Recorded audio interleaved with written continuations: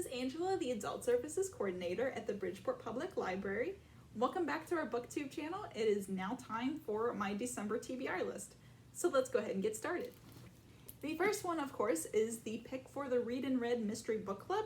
This is Duck the Halls by Donna Andrews. I am super excited about this one. This was a recommendation, actually. We had a lot of people who have been coming to the Read and Read requested a holiday-themed mystery to read this month. So this is the one that was chosen, and I have discovered through trial and error of reading several different mysteries, both for this book club and then in my spare time, that cozy mysteries with quirky little titles like this tend to be my favorite. So I am really excited to see if I enjoy this one as much as I have other ones. Actually, as an aside, last month's pick, Crocodile on the Sandbank by Elizabeth Peters, ended up being one of my all-time favorite mysteries. It is absolutely fantastic. If you like the Victorian era setting, like a spunky female protagonists and Egyptology, that one was fantastic. Actually, I found out through reading that the author has an Egyptology background, and so there was a lot of research that went into that book and really that series in general, and it is fantastic. I will be reading The Last Wish by Andrej Sapkowski. I'm hoping I'm saying his name correctly.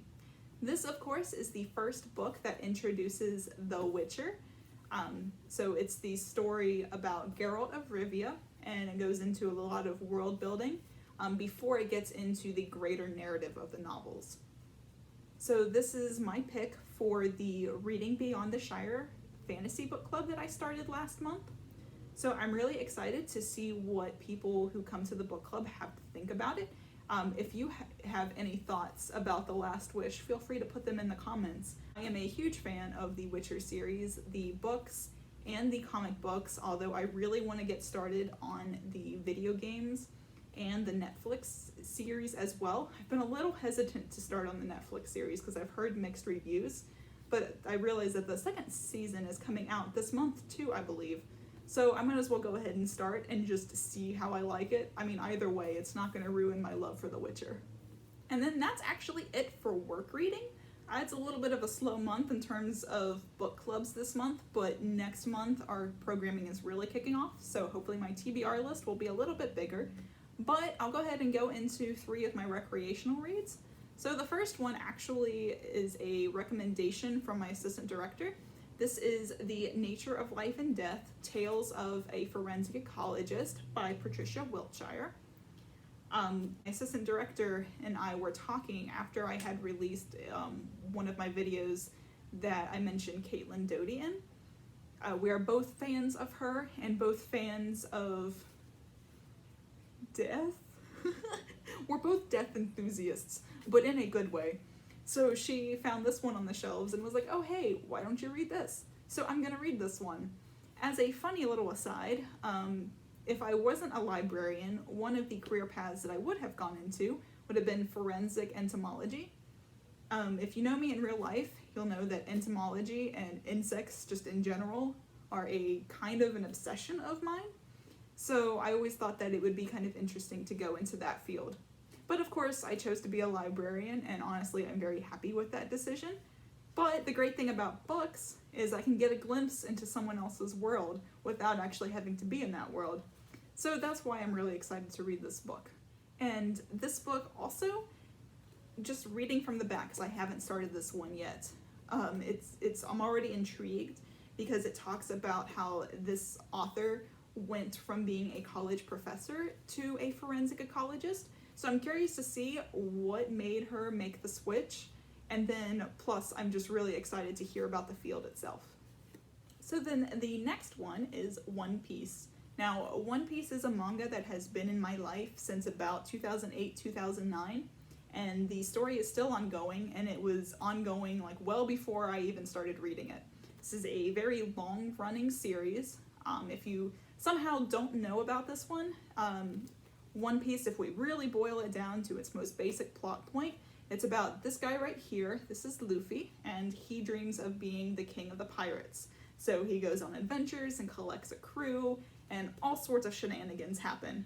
Now, of course, this is volume 83, and this isn't even where the series is caught up to yet. I think right now there are 97 volumes that have been published, although I could be wrong, there might be more. But regardless, again, very long-running series, and I actually took about like a 2-year break from reading it, and so much has happened since then. So since I have like a big chunk of stuff to get through, decided to go ahead and binge it, and I'm already past volume 83. This is just the one that I happened to find on the shelves. All of my copies are still at home on my desk, dutifully waiting for me to return tonight so that I can finish them.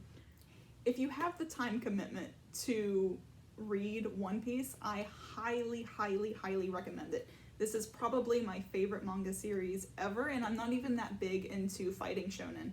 This one is just unbelievable.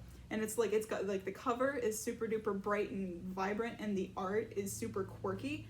And as the series progresses, the art only gets better and better and better. Like, I was just reading one of the volumes last night, and there was just like some moments where it was almost like the pages were animated because the art is just so dynamic. So I highly recommend this one if you haven't picked it up. And yeah, okay, and then finally, this one was a complete surprise. These 4 were already on my TBR list. I knew I was going to talk about them in this video, but this one came in today. So this is Beastars Volume 15. This is another one of my favorite manga. Probably not as much as One Piece, but it's definitely probably in my top 10. I am obsessed with this manga, and I'm always waiting with bated breath for the next volume to come out. And our transit ran today, and lo and behold, this was in the transit waiting for me. So I am super excited. I'm probably going to read this on my lunch break if I'm being completely honest. It is amazing. So what Beastars is, it's about pretty much like a society of anthropomorphic animals, and anything that you can think about what could happen in a society like that does happen. It's really fascinating. It's like Zootopia, but kicked up several notches.